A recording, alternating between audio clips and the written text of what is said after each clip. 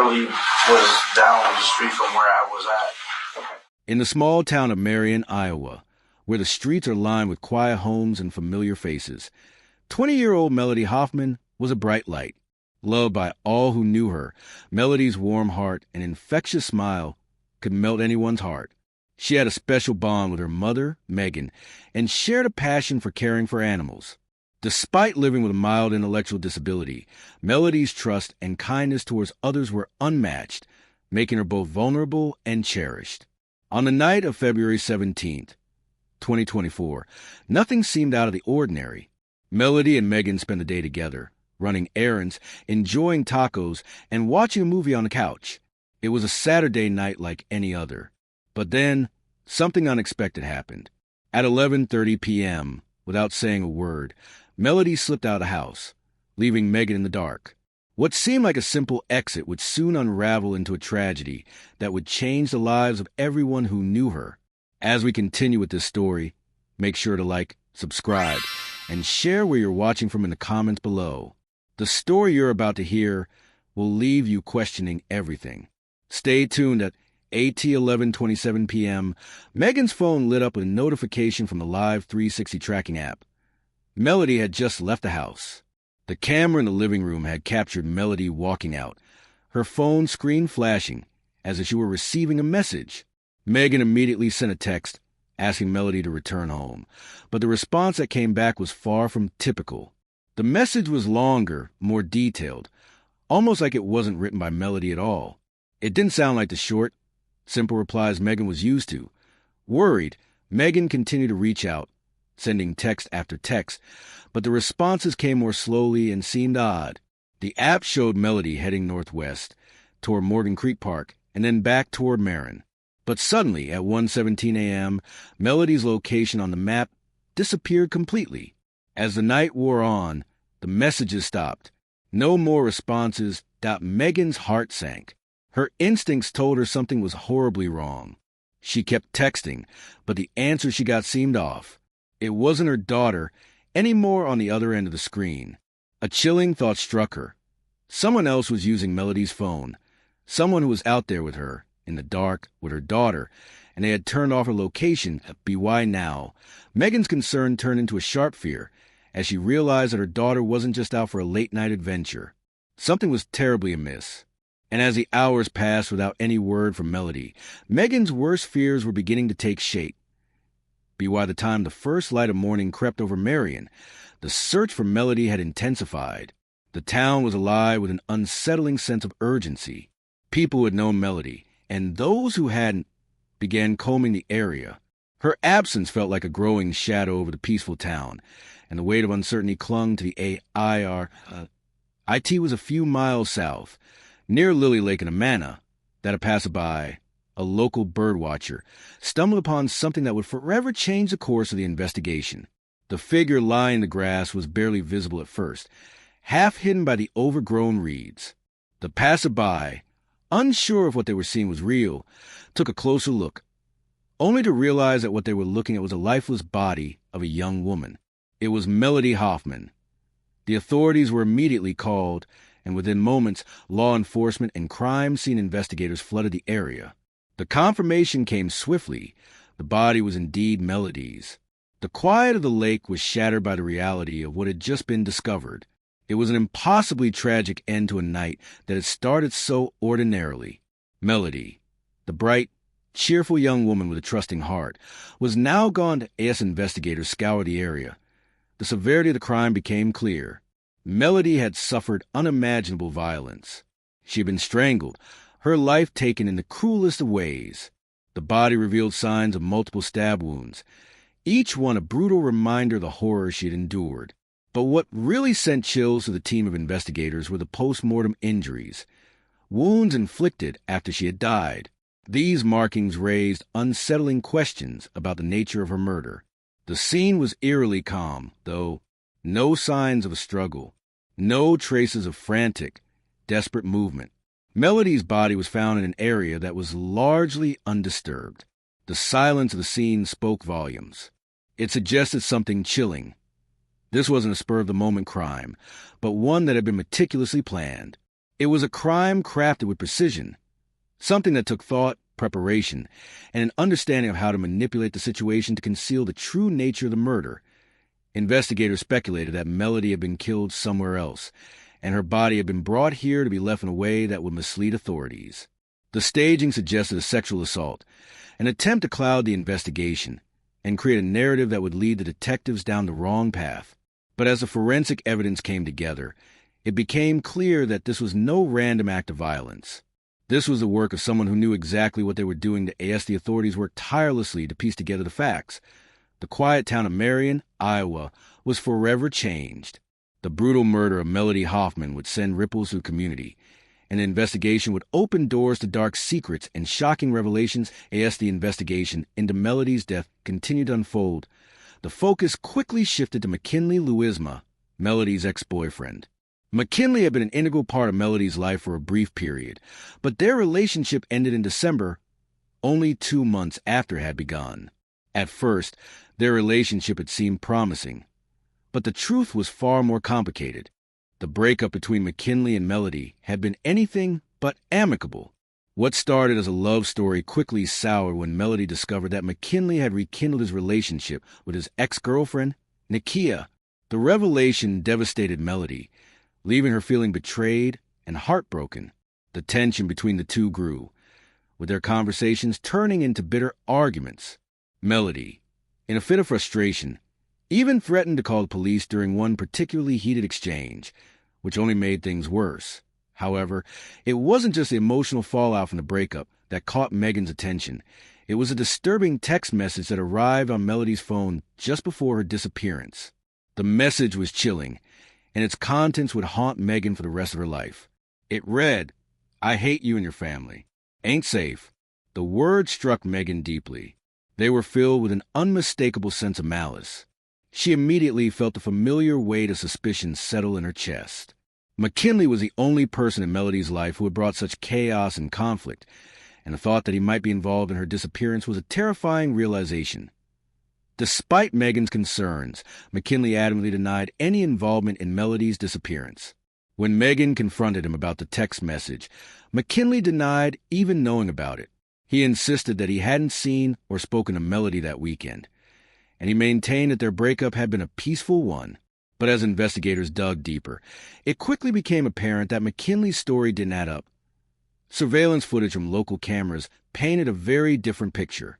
The cameras revealed McKinley's blue Honda Accord, unmistakable in its appearance, traveling through Marion late that Saturday night, just hours after Melody had left her home. The footage tracked McKinley's movements as he made his way to Melody's house. He had clearly been there. But what did he do once he arrived? The footage showed the car moving away from the area, heading toward Morgan Creek Park, where Melody's phone's location data indicated she had been. It was clear that McKinley had lied, and investigators now had the proof that he had been involved in her disappearance. Phone records also painted a damning picture. McKinley's phone had been in close proximity to Melody's during key moments that night. It was undeniable. He had been with her.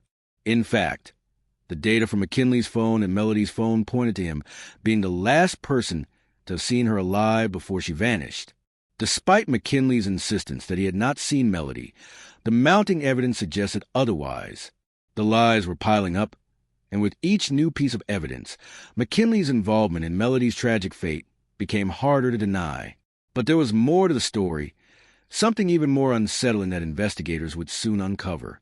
It was clear that McKinley had been hiding something, and his connection to Melody's death was just beginning to unfold as investigators delved further into the mystery surrounding Melody's disappearance. They began to meticulously piece together the timeline of McKinley's movements. The evidence was mounting, and the truth was starting to become clearer. It all began with the traffic cameras, which placed McKinley near Melody's home on the night she vanished. The cameras showed his blue Honda Accord arriving just after 11:20 p.m., just moments before Melody had left her house. The timing was crucial.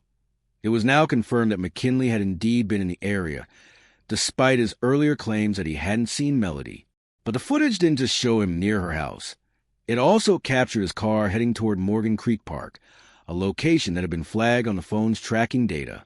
The park was one of the last places Melody's phone was seen active before it disappeared. Next, investigators turned their attention to McKinley's phone records. The data was a goldmine of incriminating evidence.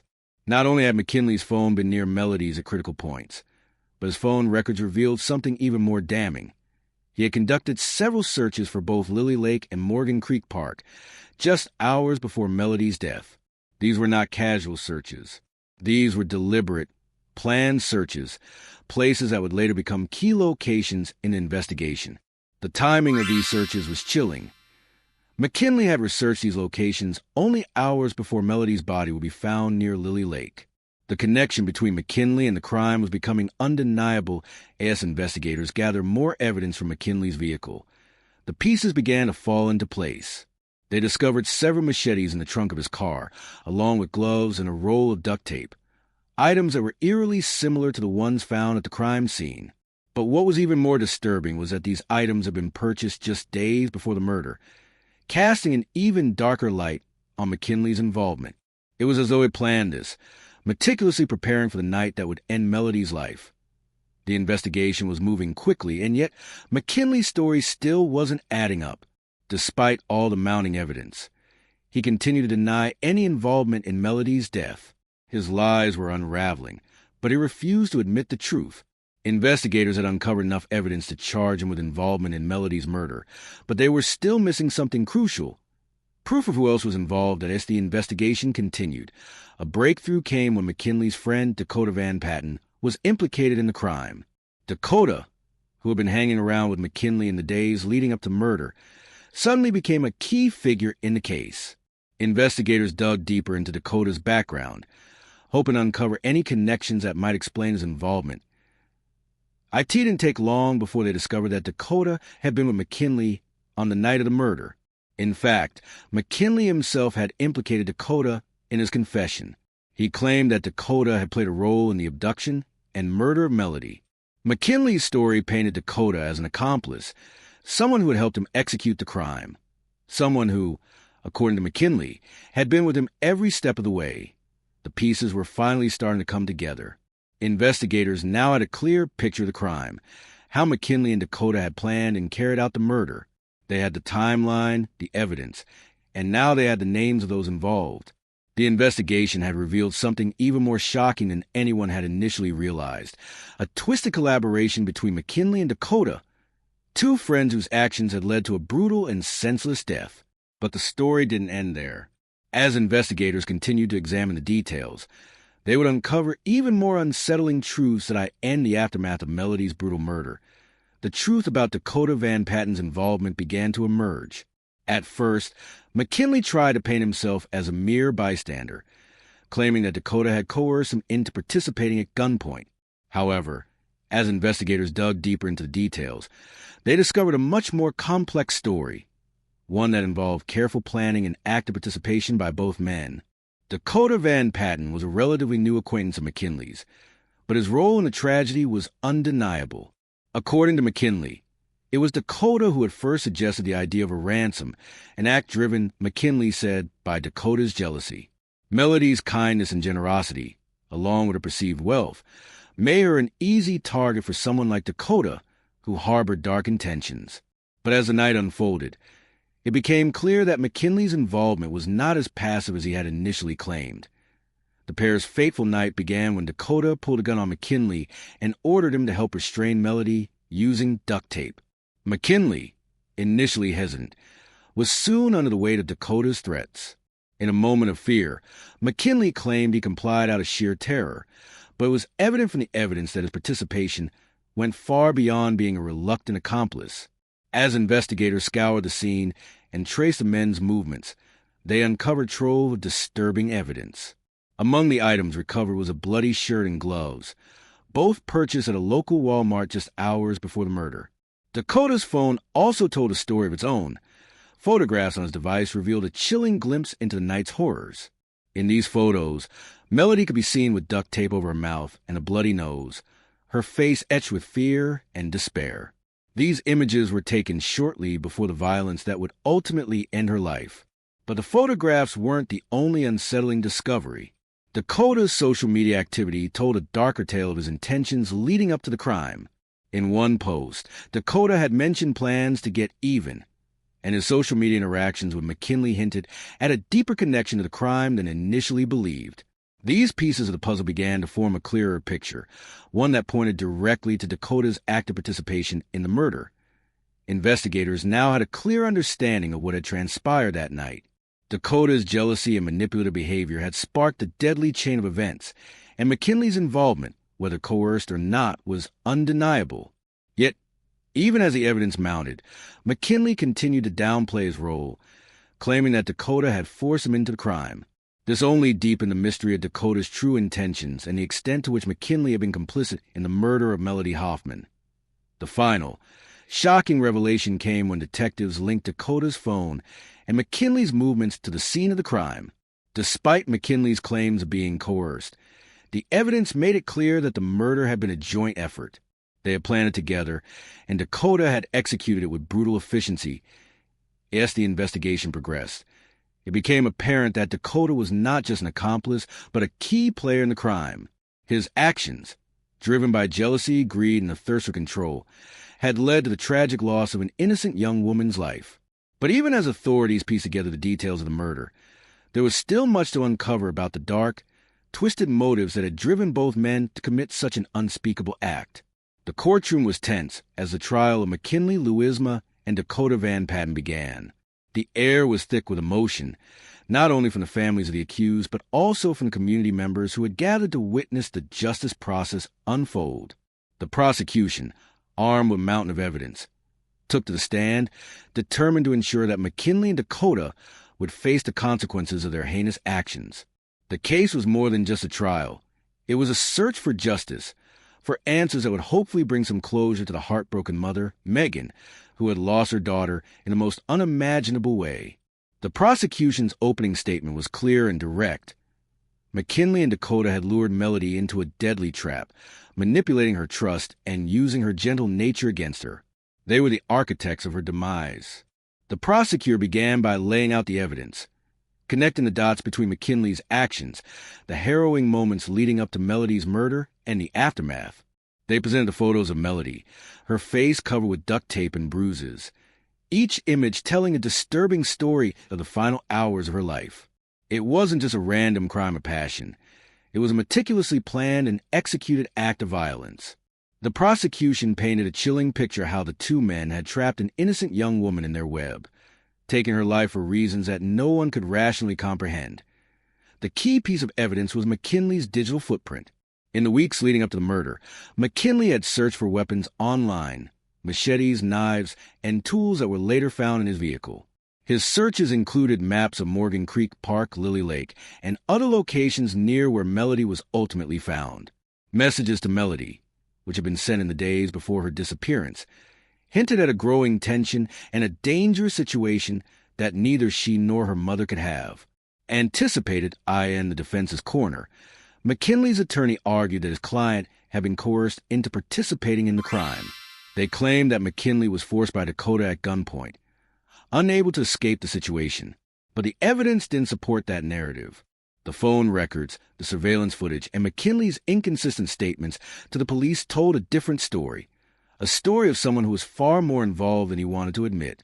His refusal to come clean, even in the literally was down the street from where I was at. Okay. From Patty's house, exactly. Right. Yeah, and unfortunately the case facts don't indicate that at all. And I get that this can be difficult to talk about, but again, it's not so much a matter of if this is the way it happened. We know how it happened. Wow. We know exactly how it happened, but what we don't know, McKinley, is why. Okay? The face of overwhelming evidence painted him as more than just an unwilling participant. The jury, after hearing all the evidence, began to come to their own conclusions. McKinley's attempt to distance himself from his actions rang hollow, as each piece of evidence exposed the truth. He wasn't just a bystander. He was the mastermind behind Melody's tragic end. Dakota may have played a role, but McKinley was the one who had lured Melody into the situation, manipulated her trust, and failed to stop the violence once it started as the trial progressed. The prosecution brought forward more damning testimony. They presented a timeline of McKinley's movements, showing how he had traveled with Dakota in his car to pick up Melody that night. They showed how they had gone to Walmart together, purchasing the tools of their crime: machetes, gloves, duct tape, before following through with their dark plan. The jury saw the connection between the evidence and McKinley's clear involvement. Throughout the proceedings, Megan sat in the courtroom, her face a mixture of sadness, disbelief, and quiet strength. The mother of the victim had to endure hearing the gruesome details of her daughter's last hours, but she knew it was necessary. She needed to see justice served for Melody, even if it could never bring her back. As the trial neared its conclusion, McKinley's defense struggled to sway the jury. His attempt to portray himself as a victim of coercion was undermined by his own actions, his choice to go along with the plan, his decisions to lie to investigators, and the overwhelming physical evidence that linked him directly to the crime. The prosecution had built a case that was too strong to ignore. That on November 2024, the jury deliberated. Hours passed as they weighed the evidence, and when they finally returned with their verdict, it was clear that McKinley would not escape the consequences of his actions. The courtroom went quiet as the judge read the verdict aloud. We, the jury, find the defendant, McKinley Louisma, guilty of first-degree murder, kidnapping, and conspiracy to commit a forcible felony. McKinley's fate was sealed. There would be no second chances. He was sentenced to life in prison without the possibility of parole, a sentence that would ensure he would never again have the freedom he had so carelessly taken from Melody.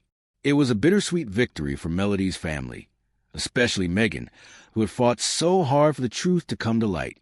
Though justice had been served in McKinley's case, the story was far from over. Dakota Van Patten still had to face the consequences for his role in the crime, and the community would continue to grieve the loss of a young woman whose life had been cut short in such a senseless way. As the trial closed, the weight of the evidence, the emotion of the courtroom, and the finality of the verdict settled in.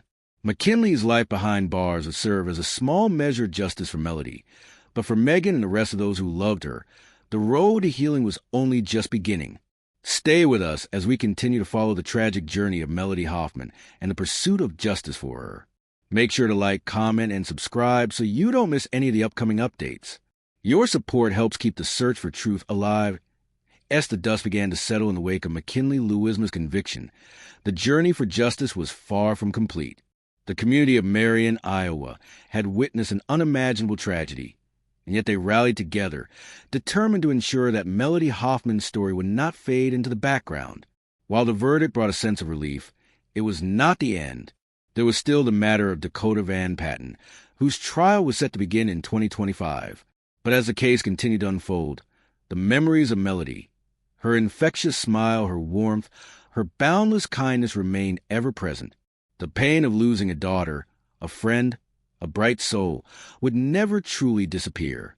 For Melody's mother, Megan, the weight of that loss was a constant presence in her heart, but the fight for justice had given her a renewed sense of purpose. Megan's resilience throughout the ordeal had been unwavering. She had stood at the front lines of the search for truth, sharing her daughter's story with the world, and never giving up hope that those responsible for Melody's death would face the consequences. Her strength and the support of those who loved Melody were what kept the flame of justice burning bright. Despite the difficult road ahead, there was a sense of closure in the conviction of McKinley Louisma. His life would now be spent behind bars, the sentence irrevocable and final. But there was still more to come. The pursuit of justice continued with Dakota Van Patten's trial, where the community would once again unite, demanding that the truth come to light. As the final days of the year passed, the town of Marion began to heal, slowly but surely.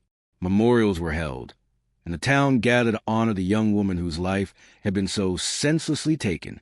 Melody's spirit lived on through those who knew her, and through every step that was taken in her name.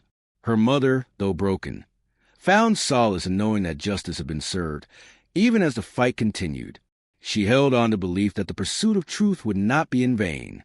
With every passing day, she knew that she was one step closer to ensuring that her daughter's legacy would be remembered, not for the tragedy that had befallen her, but for the love and light she had brought to this world.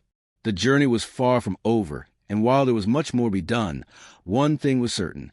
Melody's story would never be forgotten. The first step had been taken, and with that step, the road to healing began for those who loved her. Thank you for joining us in this heartbreaking journey to uncover the truth behind the murder of Melody Hoffman. As we continue to follow this case and the events leading up to Dakota Van Patten's trial in 2025, make sure to like, comment, and subscribe. Let us know where you're watching from and share your thoughts. Your support is invaluable in keeping pursuit of justice alive. Stay with us as we keep the memory of Melody alive and continue to fight for the truth that, if you found this story insightful, please comment below to tell us where you're watching from, and don't forget to subscribe for more true crime updates. Let's keep Melody's memory alive together and continue the pursuit of justice for those who can no longer speak for themselves. Your support means the world.